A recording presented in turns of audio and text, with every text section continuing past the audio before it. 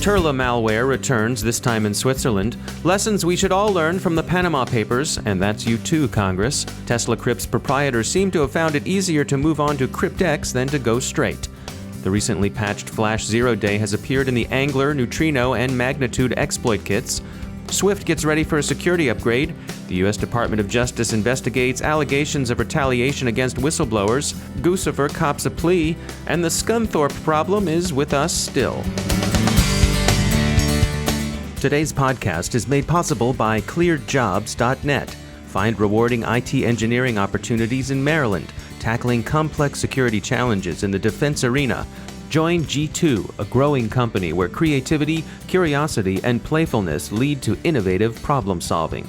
Learn more at thecyberwire.com/clearedjobs. I'm Dave Bittner in Baltimore with your CyberWire summary for Tuesday, May 24th, 2016. Turla espionage malware is back, and it recently hit Swiss defense firm RUAG. Switzerland's CERT described the incident as a patiently staged and executed attack using Epic Turla, previously seen in espionage directed against governments, military organizations, and embassies. The attacker used complex sets of vectors to gain access to closely targeted accounts, then pivoted through the compromised networks to achieve their goals. The campaign appears to date to 2014 at least. No attribution yet, but Turla is generally held to have an Eastern European, almost surely Russian, provenance. The Panama Papers postmortems proceed, reaching some consensus among observers that Mossack Fonseca was the victim of an SQL injection attack, the oldest hack in the book, as IT Pro Portal puts it. AFCEA's Signal blog offers lessons from the incident, and they're familiar.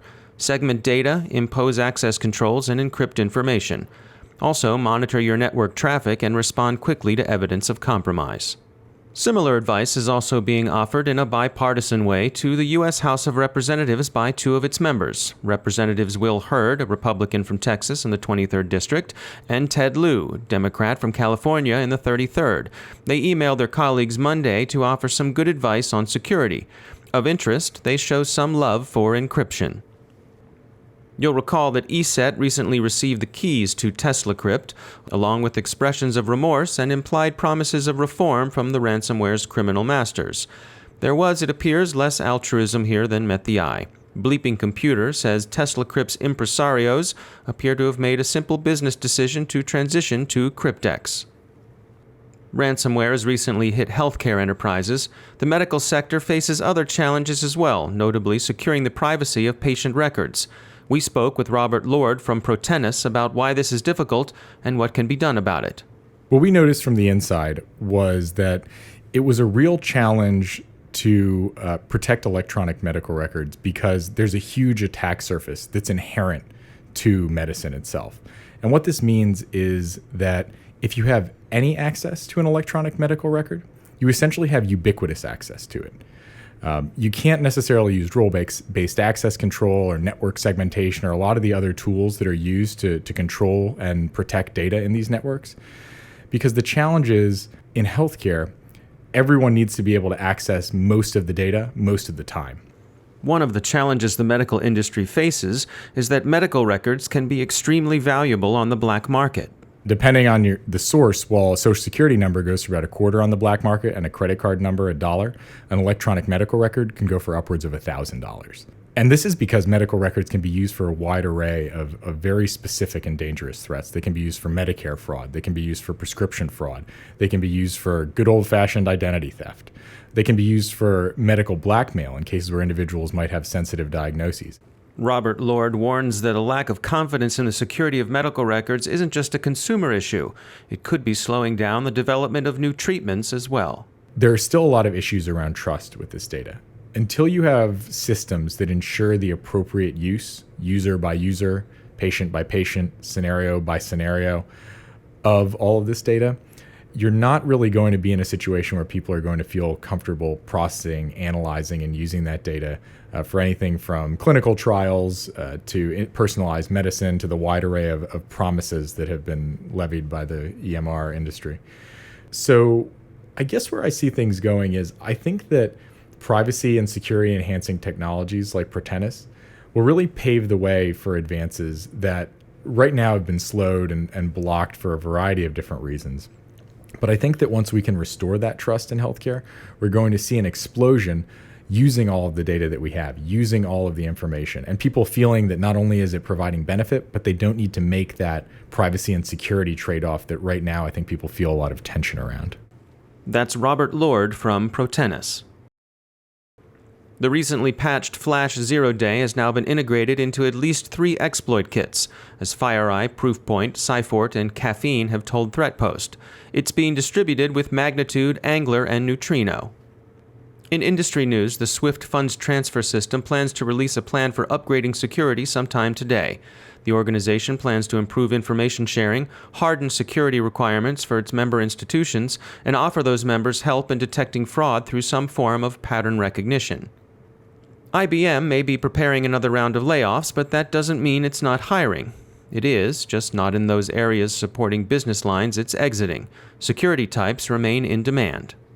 vArmor has raised $41 million to support expansion of its data center and cloud security business.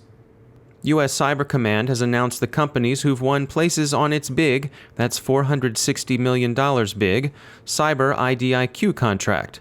The primes include KeyW, Vencor, Booz Allen Hamilton, SAIC, CACI Federal, and Secure Mission Solutions.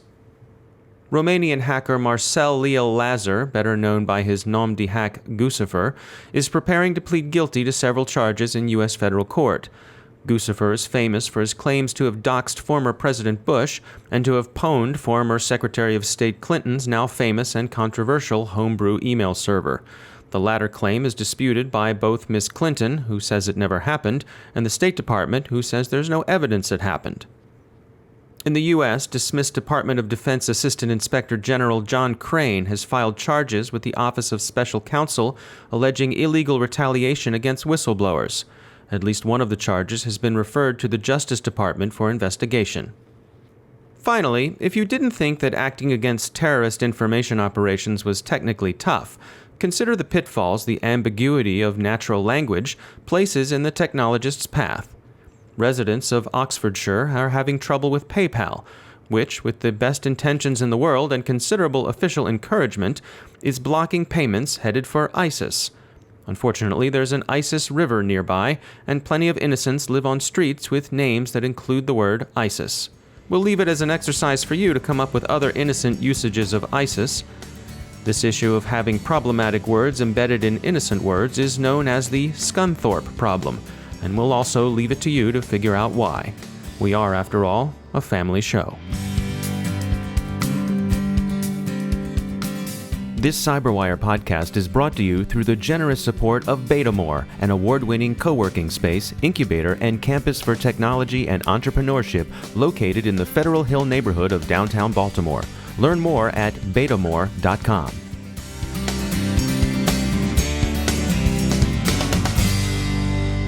Joining me once again is John Lisabor. He's the CTO at Quintessence Labs, one of our academic and research partners. John, I know you all do a lot of research with cloud data storage, particularly on how to protect your data in the cloud. Yeah, so cloud data storage is one of those areas that we're seeing increasing take-up by many, many different individuals and organisations. Most of us have subscriptions to some sort of cloud storage service like Dropbox or Drop, or maybe at enterprise level we're using Google AWS or Glacier or something like that.